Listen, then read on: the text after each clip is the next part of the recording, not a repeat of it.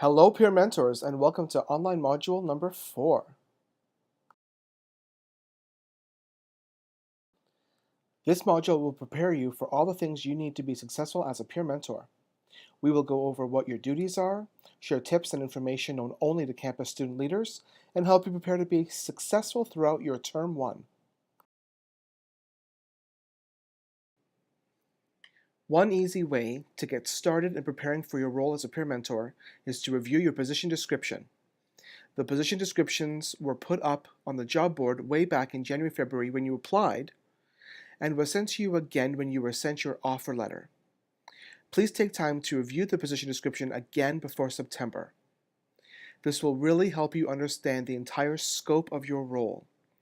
If you need a new copy, you can download it from the workspace or ask Rob or your team lead to send you a new one. Now I'd like to share with you some cool news and updates. Just to recap, last year we had 540 mentees opt into the program. This year, the program remains opt-in, but we're well on our way of surpassing last year's number of participants.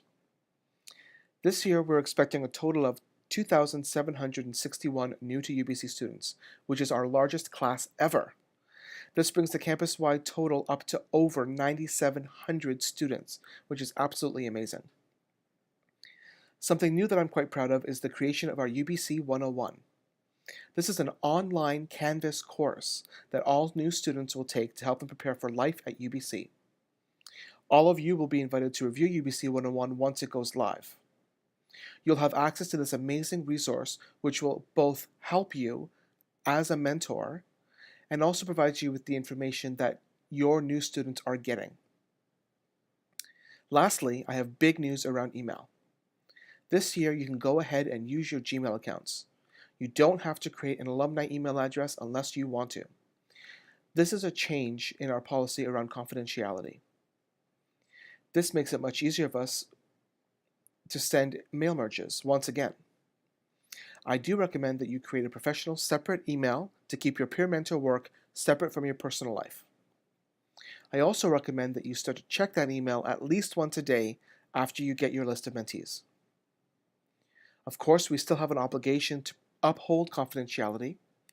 Any personal information that mentees share with you is privileged.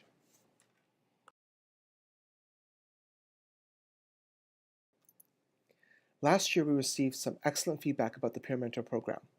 Students were pleased to be part of the Peer Mentor program, and the peer mentors did a fantastic job. Based on feedback, as we always do, we've created some goals for this year. Number 1 is we want to continue to provide excellent email communication to mentees, answering their questions and being a support for them when they need you.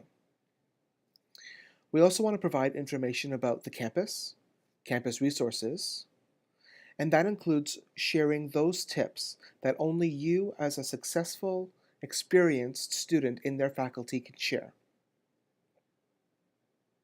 We also want to focus on creating successful programming and events. It's through really strong events that we build our face time with our students, which helps us do our jobs better. We also create really awesome experiences for students when we have strong events. One thing the students commented on also that was unique for the Peer Mentor program was having a supportive and appropriate one-on-one relationship with their mentees. This is something we're going to focus on together as well. I also want to help build supportive teams so that you have a great resource in each other in helping you be successful as a peer mentor. And lastly, I hope through ongoing training as well as on-the-ground learning to develop your skills and competencies as mentors. That way, after this year, you'll be able to have some tangible experience and some great skills to put on your resume.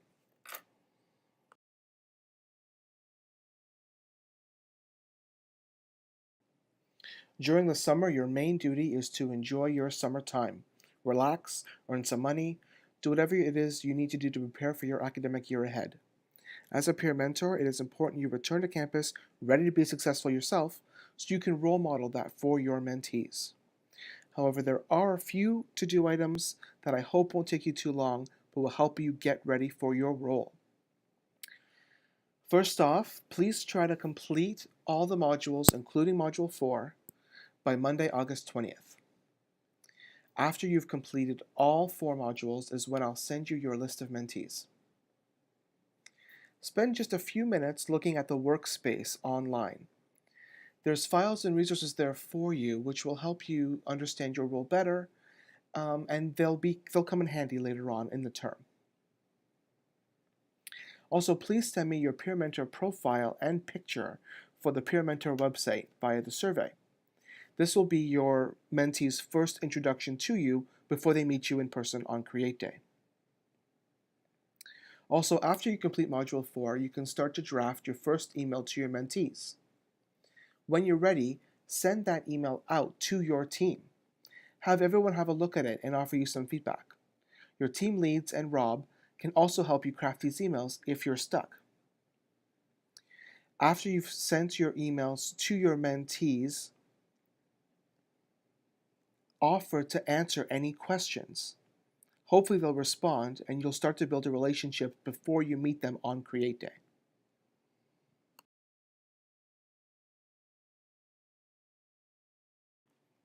Once September hits, that first week is going to be busy. It's also going to be a ton of fun. September is when you can look forward to greeting those 2,700 new to UBC students who are going to be wide-eyed and have a lot of questions. Monday, September 3rd is when we get together for the first time as a group for training for Create Day.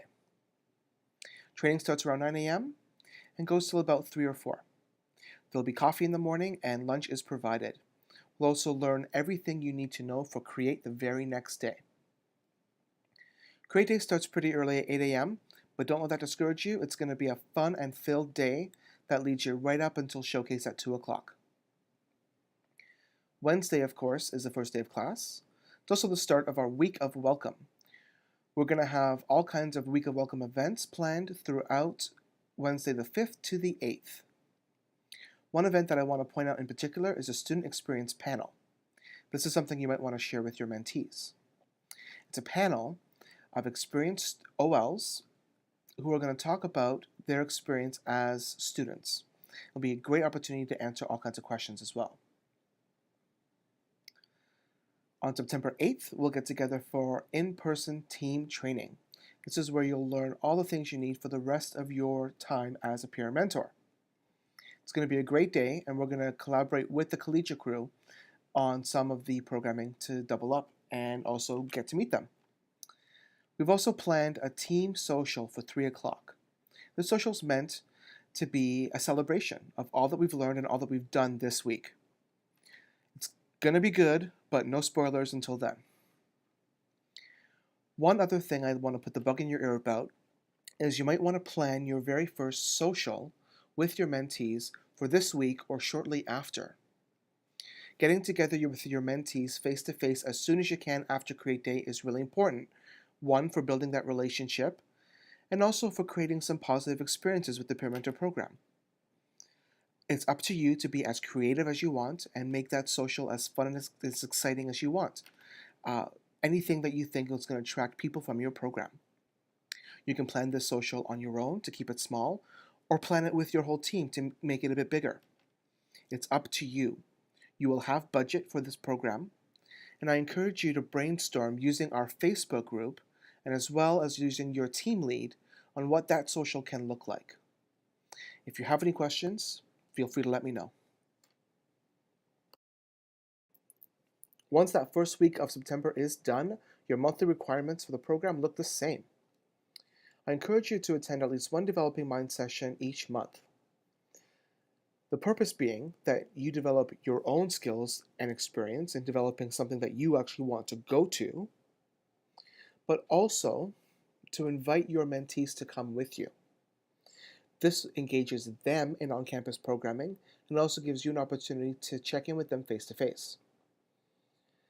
You'll attend bi-weekly meetings with your team lead, and these meetings are meant to be helpful, to help you prepare for your role as peer mentor, discuss things that are happening with your mentees, problems, questions, concerns, review emails, plan your events, and talk about anything faculty related.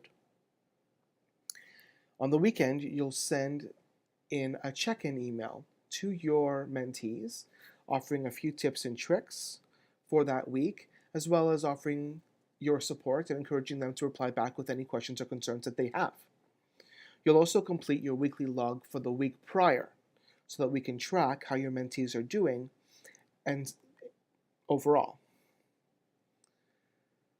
Each month, you'll submit some kind of event, either alone or with your team.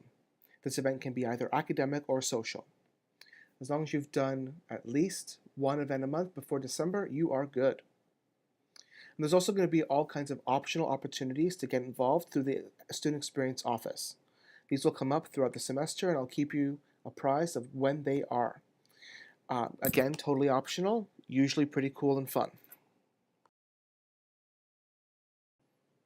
Here is a sample of what your month could look like. October and November are probably going to look very similar. You'll see that you've got 2 meetings spaced out, and it's usually good to have at least one of those meetings right before your event so that you can plan any last-minute things you have to do for that event. There's a Developing Minds on the 4th, and that can basically be any time that fits into your schedule or that fits into your mentee schedule. Always track any stat holidays because those are extra days off where you can do homework or plan for anything that you need to do at home. And again, it's good to create a consistent schedule of when you're sending out your email and when you're filling out your log. Looking ahead already to December and the exam period, during December we won't have bi-weekly meetings and we won't have any events, but we will still send out 1 or 2 emails and complete weekly logs. This is so that we can offer support to our mentees. They will be stressed, and of course you'll be busy too, but we want to let them know that we can still reach out to us if they need help. The Peer Mentor program is officially done on December 18. During the exam week, I do hope you stop by the SEO because we'll have treats, games, lunch, and all kinds of stuff, which we'll be able to offer you as a thank you for all your hard work and also to help you de-stress a little bit in between exams. So please stop by once or every day if you want to. And once the program is over, please don't go too far. In January, we'll have all kinds of new opportunities to participate and get involved. Off the top of my head, I know that we'll have winter orientation, as well as next year's hiring carousel, which will have all the jobs for AVPS next year. I can't believe we're already thinking about that far ahead. But as peer mentors, you're valued, and we hope that you stay in touch with the SEO. For now, I think that's all you need to know about the Peer Mentor program. If you have any questions, please feel free to let me know. Reach out to your team, reach out to your team lead, start connecting on Facebook. It's going to be fun, but it's going to go fast. Thank you everyone for getting this far through the module. Have a great day.